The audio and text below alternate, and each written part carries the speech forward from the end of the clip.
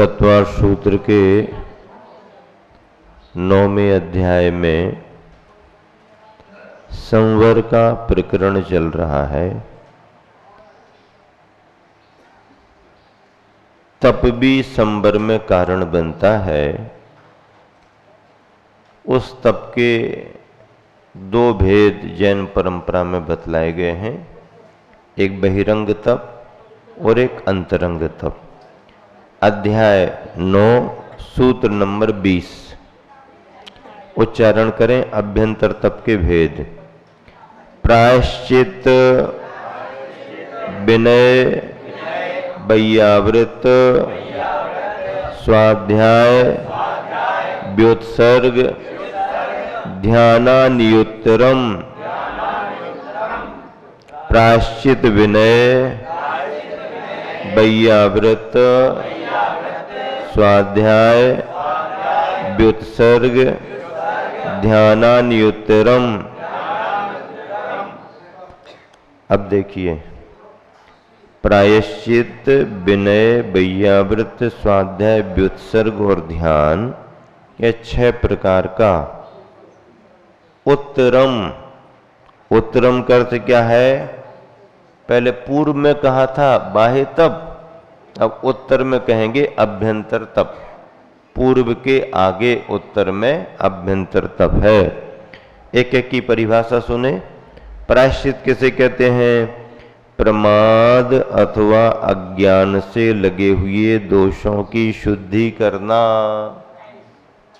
क्या?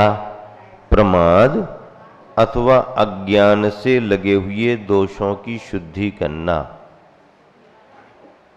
प्रमाद उसे कहते हैं, जान तो रहे हैं लेकिन अब करने की सामर्थ्य नहीं है, शिथिलता बरत ली, ये प्रमाद है। करने का उत्साह है लेकिन हमारे ख्याल में बात नहीं आई, वो अनजाने में हो गया, अज्ञात भाव से हो गया। और फिर जानते हुए भी ज्ञात भाव से कोई त्रुटि होना, इसका भी प्रायश्चित होता है। प्रमाद अथवा अज्ञान से, जानकारी नहीं थी, अज्ञात भाव अलग है और अज्ञानता अलग। लेकिन एक बार क्या हुआ, ब्रह्मचारी अवस्था में कोई एक श्रावक ने उनका निमंत्रण किया, भैया जी आपका भोजन हमारे यहाँ होगा, आहार हमारे यहाँ होगा। तो उन्होंने पूछा, तो उसका चौका बहुत दूर था, तो ज्ञान सागर जी को तो जाना नहीं था, वृद्ध थे। तो भैया जी को उसने तैयार कर लिया, चलो। तो चलो। अब उसने कहा भैया जी दूर है, अपन ये रिक्शा होता है ना, रिक्शा, उसमें चलेंगे। ले गया, भोजन करके वापस आ गए तो किसी ने या शायद कचौड़ी मल ने देख लिया होगा कि भैया जी तो रिक्शे से वापस आए हैं। तो ज्ञान सागर जी के पास खबर दी, महाराज आज तो भैया जी रिक्शे में बैठे थे। तो कुछ नहीं, जब महाराज जी के पास हो गए, क्यों ब्रह्मचारी जी आज रिक्शे में बैठे थे क्या? हाँ रिक्शे में बैठे थे। तो उन्होंने कहा आपने तो सवारी का त्याग कर दिया है। तो ये कहने लगे सरलता में, रिक्शा भी सवारी में आता है क्या? रिक्शा भी सवारी में आता है क्या? मतलब उनको यह था कि कोई गाड़ी मोटर इसमें बैठना सवारी होती है, कि भाई हम वाहन से जा रहे, हम तो छोटे से रिक्शे से जा रहे हैं। तो ज्ञान सागर सुन के हंसने लगे, मतलब इनको जानकारी नहीं है, नए और उस तरफ से अब जानकारी नहीं है तो उन्होंने उसको दोष माना ही नहीं, उनकी नजर में दोष था ही नहीं, ये तो सामान्य है। लेकिन फिर कहा सवारी में रिक्शा भी आता है। अच्छा रिक्शा भी सवारी में आता है, तो रिक्शे में नहीं बैठेंगे, ऐसा। ये अब जो जानकारी नहीं तो उसका कोई वो प्रायश्चित। विनय रत्नत्रय व उसके धारकों का आदर करना। क्या विनय? क्या रत्नत्रय व उसके धारक। हाँ, रत्नत्रय में सम्यक दर्शन के प्रति विनय, ज्ञान के प्रति, चारित्र के विनय, रत्नत्रय है। इससे निर्वाण की प्राप्ति होती है, आत्मा के मौलिक गुण हैं, ऐसा रत्नत्रय के प्रति भाव करना ये, अथवा रत्नत्रयधारी के प्रति विनय है। भैयाव्रत शरीर व अन्य वस्तुओं से मुनियों की सेवा करना। मुनियों की, उपाध्याय, आचार्य, साधु, परमेष्ठी अथवा यथायोग्य आरिकाएँ, महिलाओं के लिए क्षुल्लक, छुल्लिका, ऐलज्जी आदि आदि, ये सभी पात्र कहलाते हैं अपनी भूमिका के अनुसार, व्यवस्थाओं के अनुसार भैयावृत्ति। स्वाध्याय आलस्य त्याग कर ज्ञान की आराधना करना। आलस पहले छोड़ो। सबसे बड़ा क्या है? आलस सबसे बड़ा, हाँ, बिगाड़ करने वाला है।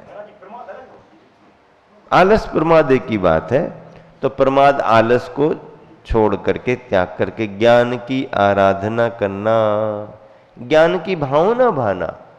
आपको पढ़ते नहीं बनता, मत पढ़ो, लेकिन बैठ करके 10 मिनट भगवान ने क्या क्या कहा है, जिनवाणी में कितना लिखा है, हमको पढ़ते आता नहीं है भगवान की वाणी। यदि हमारा थोड़ा क्षयोपशम होता तो हम भी पढ़ लेते, हम भी समझते। कोई सुनाने वाला मिल जाए तो हम तो सुन लेंगे, उसमें ही समझ लेंगे। 10 मिनट बैठ करके ऐसी भावना भाली, ये भी तुम्हारा स्वाध्याय हो गया। हाँ, कोई पढ़ने पढ़ाने वाला मिल जाए तो फिर तो क्या नहीं क्या है, स्वयं क्षयोपशम है, पढ़ सकते हैं तो पढ़ने में तो फिर तो और ही बात अलग है। लेकिन नहीं भी है तो ऐसी भावना भाना भी ये स्वाध्याय का अंग है। प्रमाद को छोड़ करके, जब आप प्रमाद को छोड़ोगे, आलस को छोड़ोगे, तभी तो ऐसी भावना आएगी। तो ऐसे प्रमाद को छोड़ करके, आलस्य का त्याग कर ज्ञान की आराधना करना। भैया ज्ञान तो ऐसा है जैसे जमीन को जितना खोदो उतना पानी निकलता है। जमीन को जितना खोदो उतना पानी निकलता है, तो ज्ञान को जितना, ज्ञान के अंदर जितना घुसो उतना निकलता है। व्युत्सर्ग बाह्य और आभ्यंतर परिग्रह का त्याग करना। बाह्य और आभ्यंतर परिग्रह का त्याग करना। बाह्य परिग्रह धन धान्य आदि 10, अभ्यंतर परिग्रह 14 प्रकार के। 24 परिग्रह भेद त्याग करें मुनिराज जी। हाँ, मिथ्यात्वादि के भाव, हास्यादि 9 कसाएं, स्नेह आदि आदि, ये 14 भाव जो अंतरंग परिणामों में हैं, उनका मन से त्याग करना, भावों से। ऐसे छूटते नहीं है। हमने कह दिया मिथ्या तो जाए, हमारा नहीं है तो चला जाए, ऐसा थोड़ी है, हैं? तुम अपने तन पर पहने हुए कपड़े उतार के फेंक दो, लेकिन हमने क्रोध को निकाल के फेंक दिया, अब आ ही नहीं सकता, हमने तो फेंक दिया। फेंक दो निकाल के, क्रोध मान माया लोग फेंक सकते क्या? नहीं, भाव कर सकते हैं फेंकने के। हाँ, क्रोध हमारा स्वरूप नहीं है, मान माया हमारा स्वरूप नहीं है, आदि आदि। तो ऐसा भाव करो। भाव करना ही छोड़ना माना जाता है, भाव करना ही छोड़ना। तो बाह्य और अभ्यंतर 10 प्रकार के धन धान्य आदि, वास्तु हिरण्य सुवर्ण आदि, ये और 14 प्रकार के अंदर, इन परिग्रहों का अपने परिणामों से जो हमने संग्रह किया है वो बाह्य, और संग्रह करने के अपने भाव अभ्यंतर, ये परिग्रह, इनका त्याग। ध्यान चित्त की चंचलता को रोककर उसे किसी एक पदार्थ के चिंतवन में लगाना। चित्त तो चंचल स्वभावी है, टिकता कहाँ है? बंदर को देखा आपने? बंदर के हाव भाव को देखो, एक्शन। आप यदि होशियार हो और बंदर का आनंद लेना है तो आप देखो, आप उसको जैसा दिखाओगे करोगे वही बंदर करेगा, बंदर करेगा। प्राइमरी में थे तो एक कहानी पढ़ी थी बंदर की, हाँ, टोपी वाली, शैलेश को याद है, टोपी वाली। वो सेठ कोई व्यापारी अपनी टोपी बेचता था, टोपी बेचने के लिए गया, रास्ते में थक गया, एक पेड़ के नीचे सो गया, उसने अपनी पोटली रख ली है और वो विश्राम करता रहा। अब विश्राम करता रहा तो बंदर ने देखा कुछ माल है इसमें, आया, उसने देखा गांठ वाट उसकी खुल गई। बस बहुत से बंदर थे, आए, सब टोपी निकाल करके चले गए। और इस आदमी को सोए हुए देखा तो उसके सिर पर टोपी लगी थी, सब टोपी लगा के बैठ गए, सब बंदर डालियों पर टोपी लगाए बैठे। हाँ, अब इसकी नींद खुली, पोटली खाली, टोपियां और बिक गई, खरीद के ले गए। देखो तो सारे बंदर एक एक टोपी लगाए बैठे, एक एक टोपी लगाए बैठे सारे बंदर, और उसको देख रहे, क्योंकि वो भी टोपी लगाया था। आदमी जैसा करेगा बंदर को करना है ना, हाँ, तो करेगा।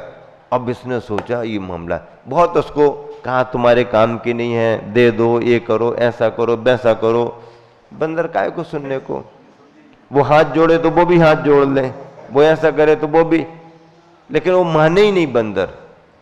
अब ये व्यापारी था बड़ा परेशान, टोपियां मिल जाए अच्छा है, आगे जाके बाजार में बेचना। बहुत देर सोचते सोचते इसको लगा कि बंदर नकल करते हैं, अपन को अपनी टोपियां चाहिए, ऊपर तो जा नहीं सकते झाड़ पर क्योंकि बंदर बहुत हैं, अब टोपी चाहिए है, कैसे?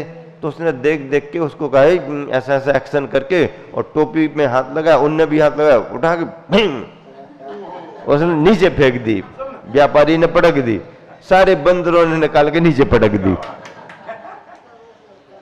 उनको इससे क्या लेना देना, हमें तो नकल करना। बंदर नकलची होते हैं, हाँ, हाव भाव उनके वैसे चंचल बहुत होते हैं, कहीं स्थिर बैठते ही नहीं है। तो चित्त की चंचलता बंदरों से भी ज्यादा मन की गति प्रवृत्ति है, चंचल। कोई भी गाड़ी वाहन मन की स्पीड नहीं पकड़ पाए, हाँ, कोई भी गाड़ी वाहन, दुनिया का कोई भी वाहन हो, एरोप्लेन हो, ये प्लेन हो, वो प्लेन हो, सब पीछे हैं, मन की स्पीड बहुत है। ध्यान की चंचलता को रोककर उसे किसी एक पदार्थ के चिंतवन में लगाना, ये ध्यान है।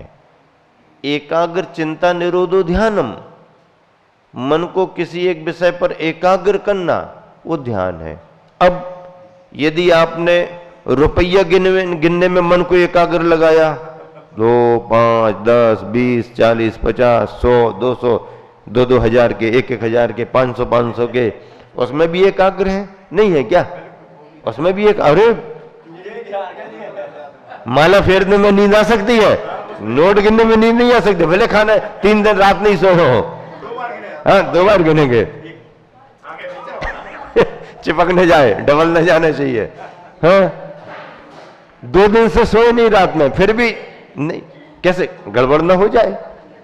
तो एकाग्रता है, वो एकाग्रता ध्यान है, लेकिन वो अर्थ के प्रति एकाग्रता है, परमार्थ के प्रति अभी नहीं लगेगा उसमें। हाँ, यदि बोली ली है और गिन करके दे रहे हैं और गिन रहे हैं क्योंकि बोली का दान का देना है, तो परमार्थ हो जाएगा। वही नोट गिनते हुए, चूंकि हमें मंदिर में देना है, हमने बोली ली है, गिन रहे हैं, वो परमार्थ में क्योंकि दान देने के लिए गिन रहा है, वही गिनना परमार्थ में क्योंकि दान के भाव से है। एक गुल्लक खुला हुआ है, बड़ी एकाग्रता से गिन रहे हैं, कोई कमी ना हो जाए, कोई गलती ना हो जाए, वो परमार्थ का कारण है क्योंकि वो मंदिर की सेवा है, धर्म स्थान की सेवा है। लेकिन वही नोट दुकान में, व्यापार, घर के लिए गिनोगे, हाँ, तो वो हो जाएगा। अब वही भोजन आप बना रहे अपने करने के लिए, वही भोजन किसी वृत्ति के निमित्त से शुद्धता का बना रहे, कितना फर्क है? भोजन वही है, सामान वही है। आप भोजन कर रहे हो, आपके करने का भाव, और किसी पात्र को करा रहे हैं, कितना बड़ा भाव। वही प्लेट में आप बादाम, नारियल, ये वो रख करके घर में खाते हो, और वही रख करके लाए शुद्ध वस्त्र पहन करके सामने दिख रही है, पर कोई इच्छा नहीं खाने की। इस त्याग का भाव जुड़ा हुआ है, सामग्री है, पूजन है, तो सामग्री तो वही है, हमारे भाव जैसे जुड़ते हैं पुण्य पाप उसमें शुभ अशुभ हो जाता है। तो एकाग्रता, अब मछली पकड़ने को बगुला भी एकाग्र हो जाता है, एक पैर पर खड़ा हो जाएगा पानी में, ऐसा लगेगा कि बिल्कुल इससे ज्यादा तो भक्त कोई है ही नहीं, एकाग्र कोई नहीं है। लेकिन उसका प्रयोजन क्या है, मछली ये समझे कि यहाँ कोई नहीं है और आएगी पानी में, और वो तो देख ही रहा, पकड़ लेगा। उसकी एकाग्रता संसार का कारण आर्त ध्यान है, रौद्र ध्यान है। लेकिन कोई यदि पूजा करने को बैठा है, माला फेरने को बैठा, स्वाध्याय कर रहा, ऐसे तो एकाग्रता का नाम ध्यान तो है, लेकिन अशुभ में एकाग्र होगा व्यक्ति तो आर्त रौद्र ध्यान में जाएगा। शुभ में एकाग्र होगा तो धर्म ध्यान, शुक्ल ध्यान होता है। तो इस तरह से चित्त की चंचलता को रोककर उसे किसी एक पदार्थ क्या, आत्मा के बारे में, जीव या छह द्रव्यों के बारे में, पुद्गल, धर्म, आकाश, काल, या रत्नत्रय की बातों में, 7 तत्वों की बातों में, किसी भी तरह से जिन वाणी का मोक्ष मार्ग का प्रसंग लेके जो हम मन को एकाग्र कर रहे हैं परमार्थ की भावना से, उसका नाम ध्यान है। अब अभ्यंतर तपों के उत्तर भेद, 9 चतुर्दश पंचद्विभेदा यथाक्रमम प्राग ध्यानात्, ध्यान से पूर्व के आभ्यंतर तपों के अनुक्रम से। अब ये ध्यान की चर्चा आ रही, तो ध्यान की चर्चा जो अभ्यंतर तप में ध्यान है ना अंत का, उनसे पहले के ध्यान से पूर्व के आभ्यंतर तपों के अनुक्रम से 9, 4, 10, 5 और 2 भेद हैं। ठीक है ना। अब किस किस के कितने भेद हैं उसकी चर्चा आगे आ रही। जैसे प्रायश्चित के 9 भेद कर देंगे, प्रायश्चित विनय नहीं, 9 चतुर्दश, 10, हाँ 4 विनय के भेद कर देंगे, वैयावृत्ति के 10 भेद कर देंगे, स्वाध्याय के 5 भेद कर देंगे,